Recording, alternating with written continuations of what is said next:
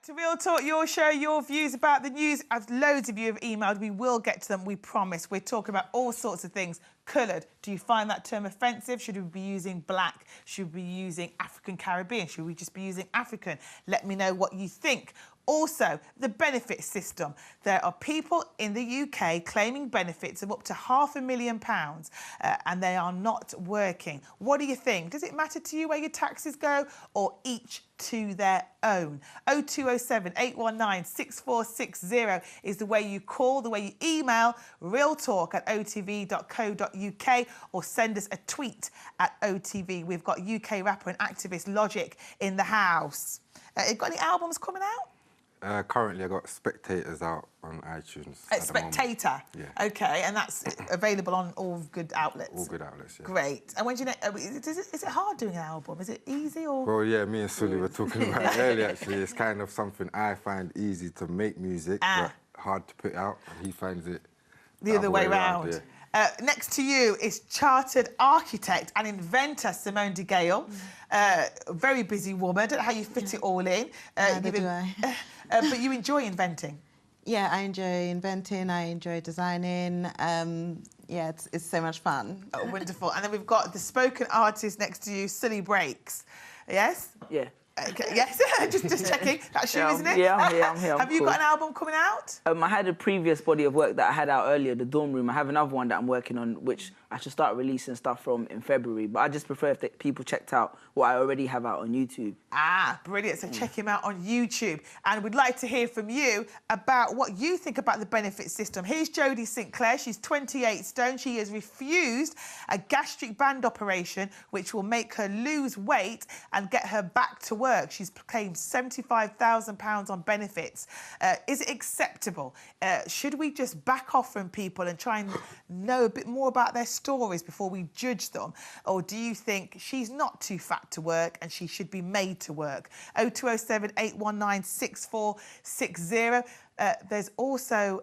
we've got a phone call. I'd love to hear from you guys definitely about what you think about her being too fat to work. Should she be made to work and should she be taken off benefits? Let's go to the phones. Hello, who's calling Real Talk?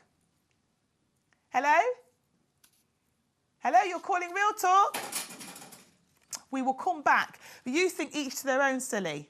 Yeah, I mean, I'm not going to lose sleep over what she's doing, but I definitely think people should be responsible it's with their actions to lead to a point where they can eventually... I think benefits is a progressive thing. Like, you use it to get to where you are. If you're going somewhere, it can be a crutch at the meantime, but I don't think you should live off it completely the whole time. Because you were saying you were brought up, your mum was on benefits. Yeah, my mum, yeah. Could she not work while she was raising you up? Well, I can't go into the whole situation, but yeah, she was on benefits to help me to pay for 3 of us, you know what I mean? OK. Well, let's go to Peter from... you're from a benefits... Who benefits? Hello, Peter. Hi there. Hello. Can you tell us your organisation, please? So I'm here calling in from the Who Benefits campaign, and we represent a number of charities, each of us, who work in different ways with those who are in receipt of benefits of different descriptions. And what do you think about the stories like Jodie Sinclair, 28 stone, refuses a weight operation that she'd lose weight to get back to work? What do you think about those stories? Well, the reason we set up the Who Benefits campaign is because so often we hear in the media a real focus on the most extreme examples of, you know, people who are abusing the benefit system or doing something that is obviously going to go down badly with the general public.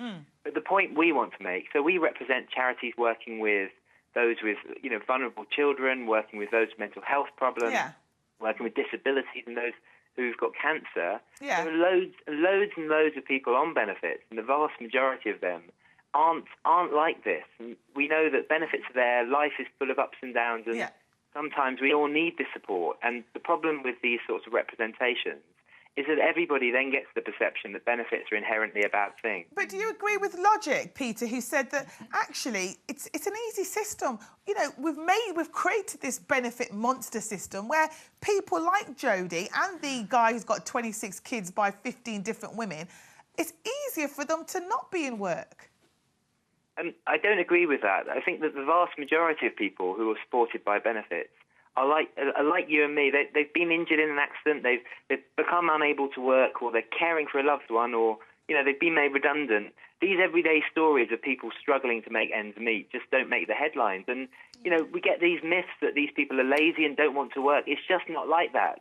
Most people in receipt of benefits do want to work. They're not living a life of Riley. They're not just there sort of squandering money. It's really not the reality. We speak to families and children who they're not having an easy life. They're having some of the most hard lives you can imagine. But Peter, let's be honest. Come on, you know people that are on the system, that are going on holiday twice a year.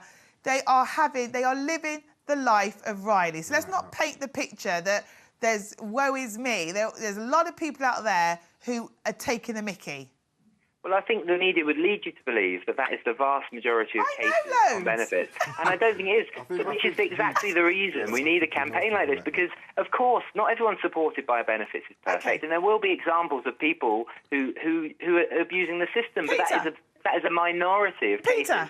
And if we're always finding fault with these people, then we'll forget the real reasons that people need support, like low pay, illness and disability and cancer. Peter, thank you so much. We really appreciate your call. Do you agree with Peter that these stories we hear in the media are just little stories? Simone, what about this guy, Simone? Let's take a picture of this guy. He's too fit to work. OK, we'll get, this is a guy next to Jodie. He came out in the paper today. His name's Cameron. Yeah.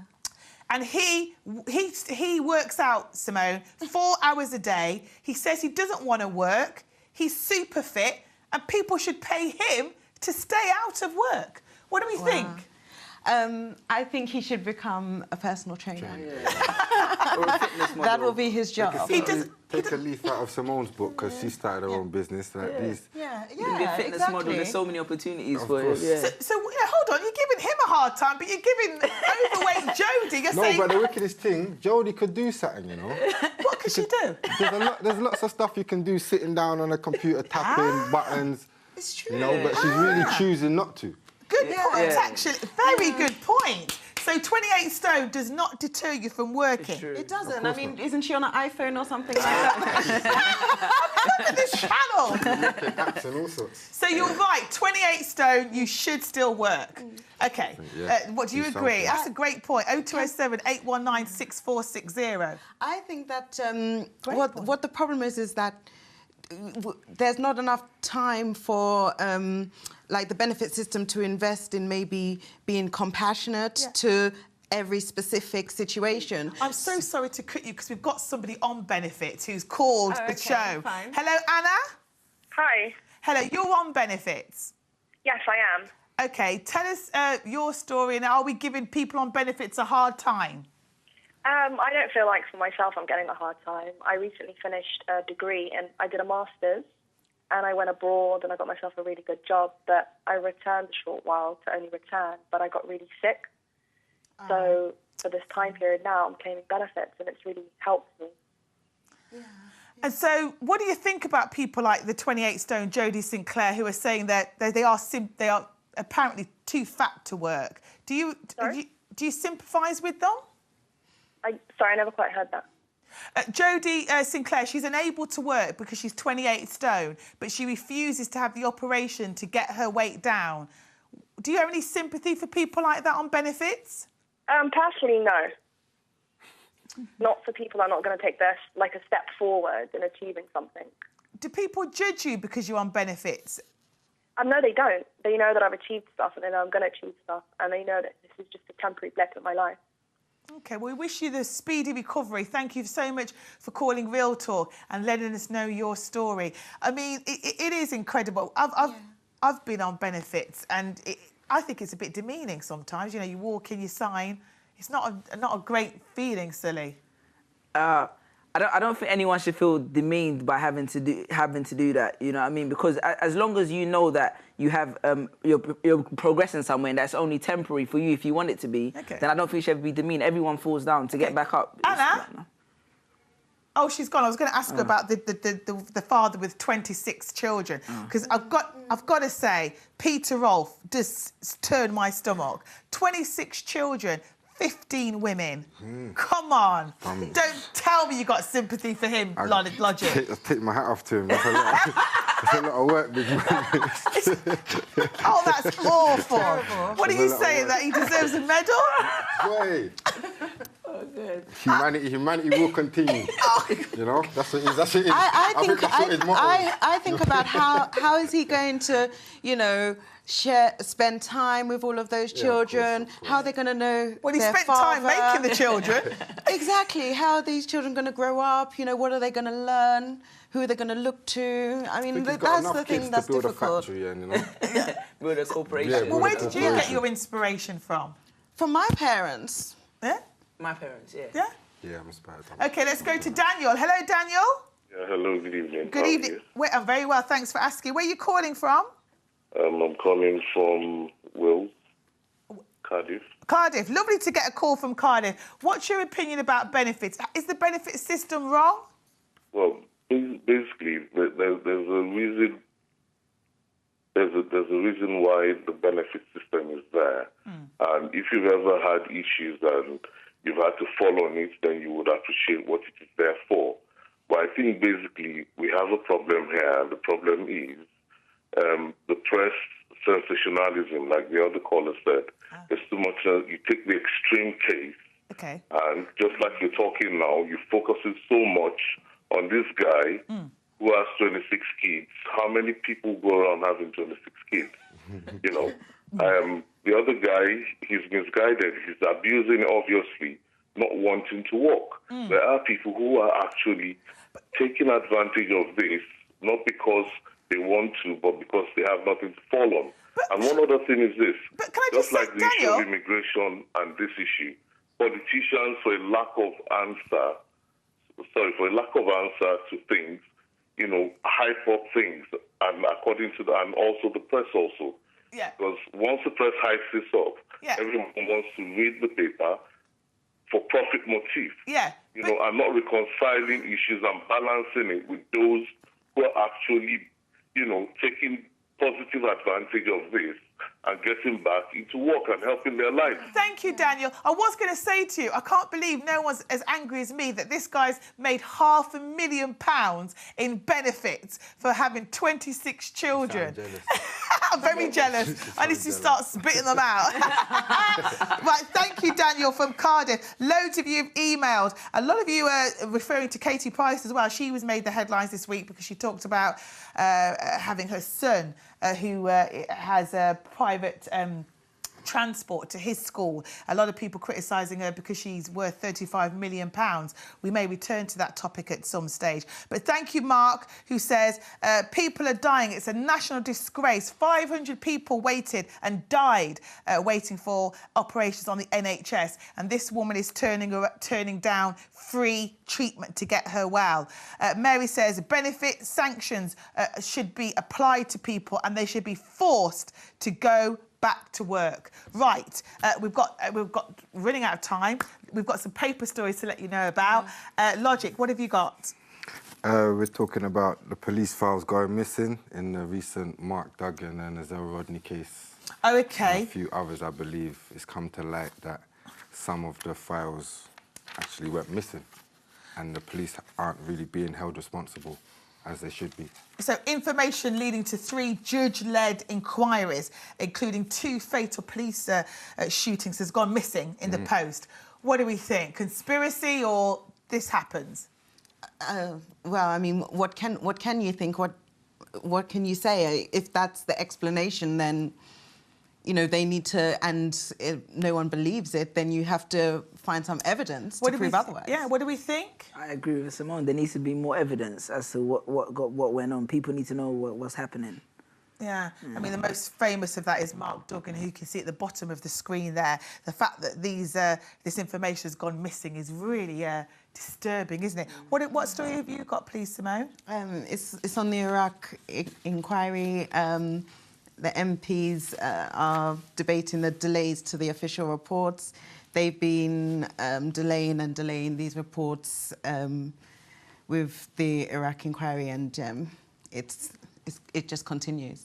It just seems to go on and on. You know, when are we actually going to get some closure on the Iraq question? We're still, you know, by all means... When we leave the country alone, that's when we'll get closure on it. We need, when we come out, bring our troops out, that's when we'll get closure. Okay. It, you know? All right, thank you. Sully, what have you got? I've got the Malaysian government has officially declared that the Malaysian Airlines flight that went missing was an accident and that there's been no survivors. The MH370, I mean, it's just is incredible. 300 people almost, just poof. It's almost a joke, isn't it? Yeah. It's just terrible. So they've declared that it's officially declared the disappearance of that flight as an accident, and there are no survivors. So, I mean, what are the family to make of this? It's just horrific, isn't it? Crazy. I just don't know how you'd ever... They should shut down the airline, to be honest.